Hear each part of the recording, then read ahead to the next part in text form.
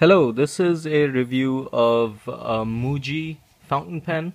Um, I was returning from my vacation in Florida and stopped over at JFK, and they had a Muji store at the airport. And I was just looking around and I ended up buying a few things. And one of them was this fountain pen, and I bought this interesting super skinny and super small mechanical pencil, and I bought another mechanical pencil which is wood and aluminum. They're all basically aluminum, very lightweight writing instruments. This is the fountain pen, very modern design. From what I understand, Muji means no name or no brand name in Japanese. So after you take the stickers off their items, they have no branding on them. So this cost me, I think, about $15, and I tried it in the store, and they didn't have good paper. They had kind of very absorbent paper, and it was kind of blotty, but it felt like it wrote smooth enough for a $15 pen that I would give it a try. So lengthwise, it's a pretty long pen, and let me show you. This is kind of a regular size mechanical pencil, and you can see it's slightly longer than that. And it has a very small cap proportion wise, and it's all out of aluminum. It's got a satin finish, perfectly cylindrical shape.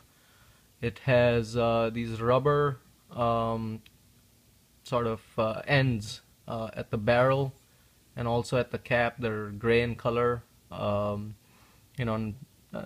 Nothing special. They have kind of a different finish for the clip and this clip ring at the top here, and same thing, there's a slightly different finish than the satin mill finish, what I would call aluminum mill finish ring here. And then you can see there's also a slot that runs back at the end of the barrel. There's like a little groove here, deep groove, and the purpose of that is to post this cap, which has kind of a narrower offset band that basically goes into this, and you maintain that perfectly cylindrical shape. So similarly, there's a groove here by the section, and once you insert the cap, that band kind of vanishes and you get a perfectly smooth cylindrical shape. So it's another pen I've done a review on is Model 14 that had a similar feature, trying to maintain the capped and the posted shape of the pen. So I'm just going to quickly open this up and show you the nib. Let me focus here. So this nib is actually very similar to my Faber-Castell Ambition pen. It's actually almost the same design, and if you look at that video, you'll notice it's very similar in shape and in design. And this is a fine nib, and you can see some scroll work along the edges of the nib, and in the center there's kind of a decorative square with a circle, and it says F for fine, and below that it says iridium point. The feed has a bunch of grooves, nothing special. It covers the nib pretty well, which I generally always like. And you can see this little black band here. I thought it was a nib holder, so you can change nibs, unscrew this fine nib with the feed out and replace it with another one, but I have not been able to pull this nib out, either unscrew it or just yank it, and I didn't try too hard. Don't want to break a pen on the first day. So let me get this back in focus. There we go. So again, cylindrical shape, and this piece here where the grip is knurled, and it's very fine knurling, so you can't feel it at all, but it doesn't slip. So I don't think this satin finish would have slipped either, but this is certainly for friction, so you can grip the pen well. And then there's this offset piece here, again, to maintain the shape. So and then there's this stainless steel, what looks like stainless steel band here. Not sure what that is for. It's very, very similar, in my opinion, to my Ambition, Faber-Castell Ambition pen. Let's open it up. Now the Faber-Castell, the nib comes off very easily, so that's the only difference. And obviously the Faber-Castell is not a metal pen, it's a plastic and metal combination.